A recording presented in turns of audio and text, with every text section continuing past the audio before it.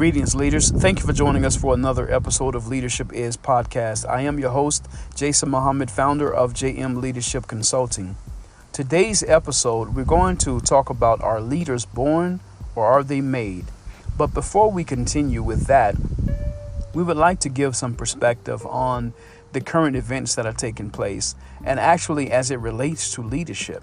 Number one, the COVID-19 pandemic that we're still under the impression of here in the United States and, of course, throughout the world. This COVID-19 has had a great impact on how we do business, how we communicate, and even how we facilitate meetings. And so definitely it has produced our new norm, right? And so with our new norm, we got to learn to accelerate, to accept it, first of all, and then accelerate and accomplish within this new norm. So finding out what our niche is within this new norm and just accomplishing that niche within this new norm.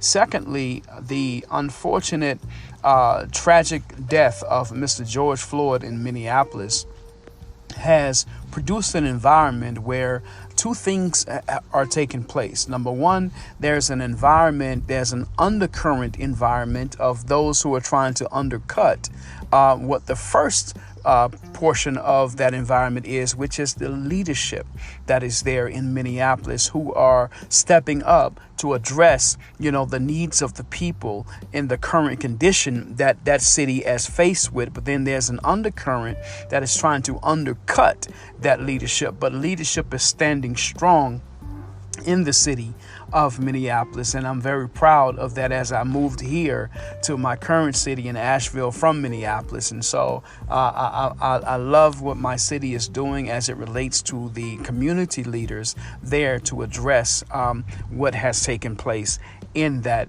tragic event of the passing of Mr. George Floyd. So kudos out to the leadership that is rising to the occasion and stand.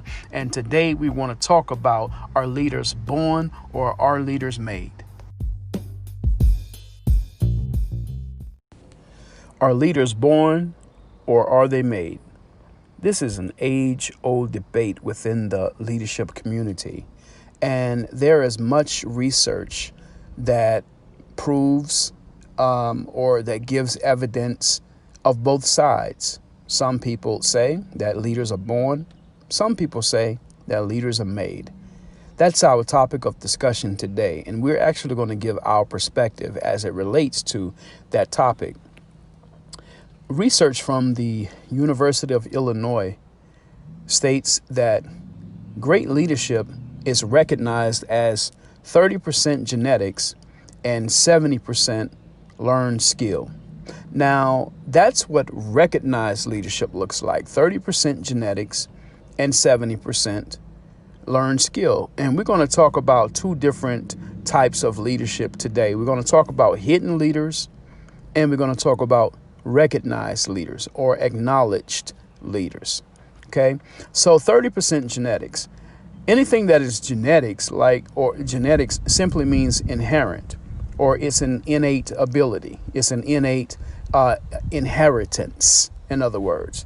In 1840, in the 19th century, a man by the name of Thomas Carlyle coined this terminology of the great man theory, or he's accredited for coining the terminology of great man theory. Great man theory simply means that, great feats of heroic acts, acts of courage, right? And acts of accomplishments and impactful accomplishments. And those men never went through any type of courses or any types of certifications, right? Or learned schools. They just had, an innate ability, or some of them actually did, but what they did was not accredited to what they learned in the schools. Is just basically what, they innately knew or was called to do.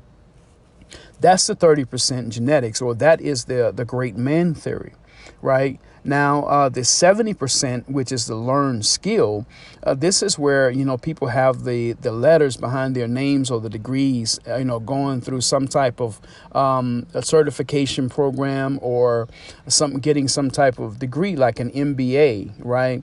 Or certifications from like John C. Maxwell or Duke Leadership Academy or Harvard Business School, Stanford and MIT, and etc. So the learned skills of those who have these MBAs or certifications or even have the title, right, of a leader. And so the 30% genetics, is inherent. The 70% is learned skill. And the learned skill is with the MBA certification and the titles and whatnot. So, but now here's a question for you, right? So how do you recognize a leader? Again, we're talking about two different types of leaders here. We're talking about the hidden leaders, and we're talking about, those who are acknowledged as leaders. In episode 5, we talked about the 5 traits of leadership, right? And the 5 traits of leadership was transparent loyalty, resourceful consistency, ambitious aspiration, integrity and trust, and the high performer. So those were the 5 traits of a hidden leader, right? But then there are 3 traits of an acknowledged leader. And those 3 traits are, number 1, they have followers. Number 2, they have influence. And number 3, they're empowering, right? So this is how you recognize or acknowledge an acknowledged leader. Is number 1, you look at them with their followers.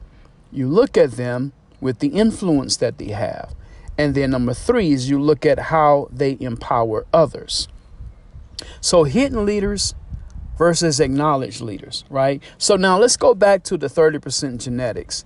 Here are some examples of leaders who displayed the 30% genetics, right? So you have people like Harriet Tubman, right? She didn't have these letters behind her name that said that she was certified to be a leader of the slaves to take them through the Underground Railroad. She didn't get a certification for that. She didn't get an MBA for that. She didn't have a title from some institution that states that she should do that. No, that was an innate ability. That was an innate urge and feeling for her to organize other slaves that were on these plantations, right? And then to map out or to study the topography or the layout of the land in which will lead to freedom, right? This was something that she was born with, okay? Another example of that is a child that's on a playground who organizes other children and say, let's go take over, or we're going to regain our sandbox back, right? Or, the child that says, hey, let's start a game of hopscotch on the playground, right? And organizes the rest of the children to do the game of hopscotch, or whatever games that they're going to play. That is 30% genetics. Right. So now you take that 30% genetics and then you accompany that with the 70% of a learned skill. This is how you recognize. That's how you grow great leaders, and how you recognize them is through the followers that they have, the influence that they have, and of course, how they empower others. Now, some examples of those who have MBAs and other certifications and degrees, right, are like Wanda Sykes, who went to a university and got a marketing degree, right, and became a writer for the comedian Chris Rock, right? And then you have people like Tim Cook, who's the CEO of Apple, right, who have degrees. And then you have people like John Donahoe, who's the CEO of eBay, right? He has that learned skill of leadership, right? Because he went to a business school. So you have people who went to Stanford and MIT and these other business schools and gotten these MBAs and these other accounting degrees and other certifications, and they have these titles. So leadership is 30% genetics, 70% learned skill. And how you recognize that leader, right, is through the followers, through the influence, and through how they empower others. Now, again, with a hidden leader, you may not see the followers that they have. You may not see the influence that they have. You may not see how they empower others, but you best believe they do have some followers there. They do have some influence, and they definitely do empower people, right? Because what they display, the 5 traits of a hidden leader. And again, as we talked about this in episode 5, just to recap on that, the 5 traits of a hidden leader are the transparent loyalty, resourceful consistency, ambitious aspiration, integrity and trust, and then they are high performers, right, within your organization. So they may not be recognized for the followers, for the influence, and for the empowering that they do, but they definitely do have those impacts within your agency, organization, and company, right? But the recognized leaders are the ones that you see for the followers and the influence and how they empower others. But here's what connects the hidden leaders with the recognized leaders is there are 3 things that they have in common. There are 3 things that they have in common, right? Number 1 is that they are purpose driven. They are driven by a purpose, right? They have recognized and accepted a purpose in their life, and they're driven by that purpose. Number 1. Number 2 is they have core rage or courage, right? And it's that courage is at the core of their being. This is that 30% genetic, that inherent courage that they have within them, right? And what do they need to have courage for? Well, there are things of fear that come up, right? We talked about this in one of our episodes about, the fear factor and embracing fear. It's not so much as you want to face fear, you want to face yourself as it relates to what fear does to you. That is what you actually want to overcome, right? Is what the fear does to you. And that is all a matter of perspective and mindset. Okay. So then the last thing is what they have in common is that they are inspiring. They are inspiring. So you have 2 different leaders here. You have a hidden leader, which has 5 traits. Then you have acknowledged leaders who have 3 traits. But 3 things that both the hidden and the acknowledged leader have in common are they are purpose driven, they have courage or courage, and they are inspiring. Now, if you sift through your company, agency, organization, your institution, and you find people that are displaying that purpose-driven, that courage and that inspiration, and then you can see, number 1, if they're a recognized leader or if they're a hidden leader. You can see how many followers they have, the influence they have, and how they empower others if they're a recognized leader. And then you can see the 5 traits of a hidden leader, which are transparent loyalty, resourceful consistency, ambitious aspiration, integrity and trust, and they are high performers. That you can see if they are hidden leaders, right?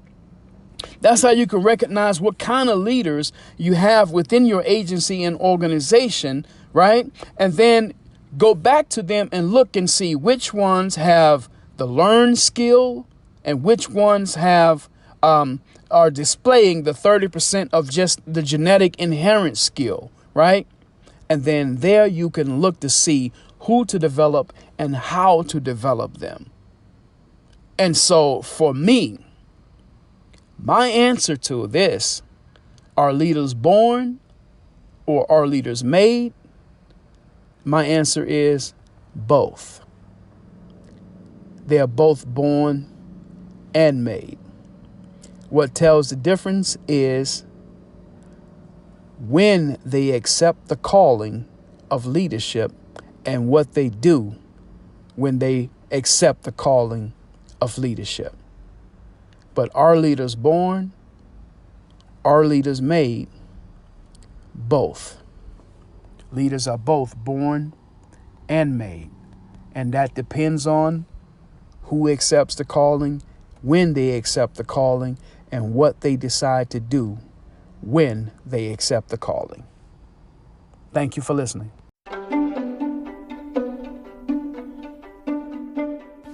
Greetings, leaders. I'm here to talk to you about Anchor. If you haven't heard about Anchor, it's the easiest way to make a podcast. Let me explain. It's free. There are creation tools that allow you to record and edit your podcast right from your phone and or computer. Now, how convenient is that? Anchor will distribute your podcast for you, so it can be heard on Spotify, Apple Podcasts, and many more. You can make money from your podcast, too, with no minimum listenership. So it's everything that you need to make a podcast in one place. So do me a favor. Download the free Anchor app or go to anchor.fm to get started. I look forward to seeing the greatness within you.